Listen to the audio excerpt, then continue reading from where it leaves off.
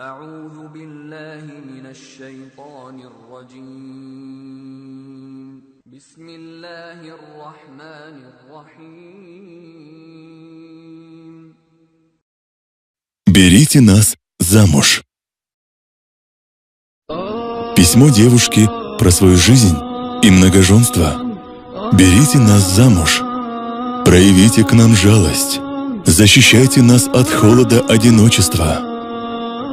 Когда я приблизилась к 20-летнему возрасту, как и любая девушка, мечтала о молодом парне, соблюдающем каноны религии, с благородным нравом, размышляла, строила мечты, как мы будем жить, воспитывать детей и так далее.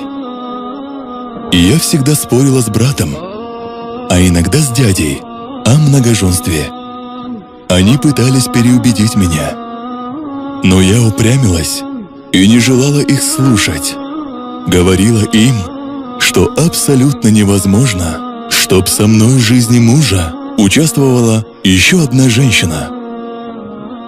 Абсолютно невозможно, чтоб я делила своего мужа с другой.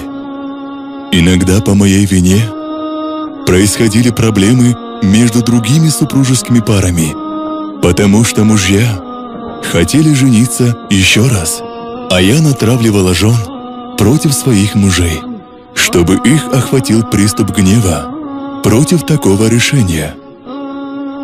Но прошли годы в мечтах и ожидание принца на белом коне. Я все ждала, а он задерживался, но я продолжала ждать. На пороге уже было 30 лет. О, Господи! Что же мне делать? Выйти и поискать жениха? Скажут, какая бесстыжая. Так что же мне делать? Мне остается только ждать. Однажды я услышала, как одна из женщин, сидевших неподалеку от меня, сказала: «Такая-то стала старой девой». И я про себя сказала: «Бедняжка, такая-то стала старой девой». Однако, такая-то — это же я. Они говорили обо мне. О, Господи, это же меня так зовут. Я стала старой девой. Какой грозный удар! Как бы я ни описывала, вы никогда не почувствуете этого. Я стала перед фактом. Я старая дева. Я начала думать о том, как мне быть, что же мне делать. Время уходит, дни идут. Мне хочется кричать о своей боли. Я хочу мужа, под тенью которого я буду находиться, который будет помогать мне и который будет решать мои проблемы. Я хочу жить, хочу рожать детей, наслаждаться своей жизнью. В один день мой старший брат приходит ко мне и говорит: «Сегодня приходил мужчина, чтоб свататься к тебе, но я отказал ему». Не задумываясь над своими словами, я воскликнула: «Почему же? Тебе не стыдно?» Он мне ответил: «Потому что он хотел взять тебя второй женой, а я знаю, что ты против многоженства». И я чуть не закричала ему в лицо: «Но почему же ты не согласился?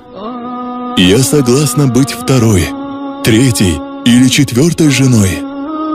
Именно сейчас я постигла мудрость религии в многоженстве.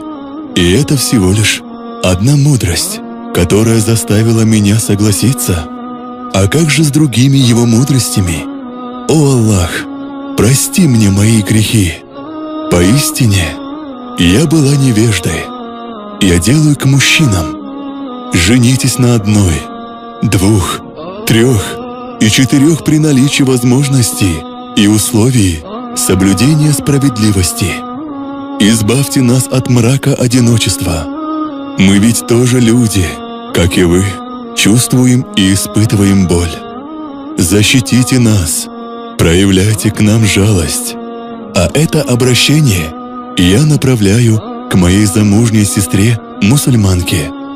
Восхваляй Аллаха за ту милость, благодаря которой ты не испытывала муки старой девы или женщины, оставшейся без мужа.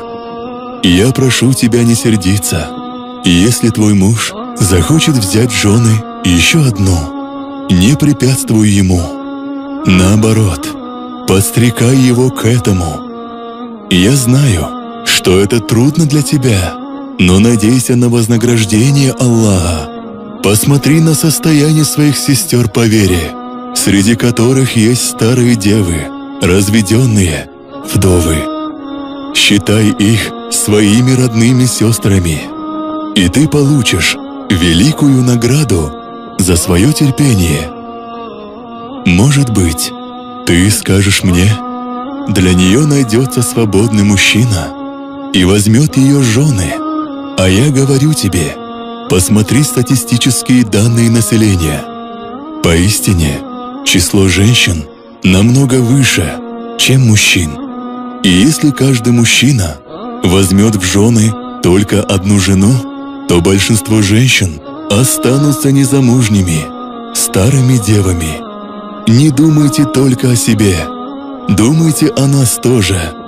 Умираю от сильного гнева, когда вижу мужа, держащего за руку свою жену. Чувства мои бунтуют, однако бесполезно.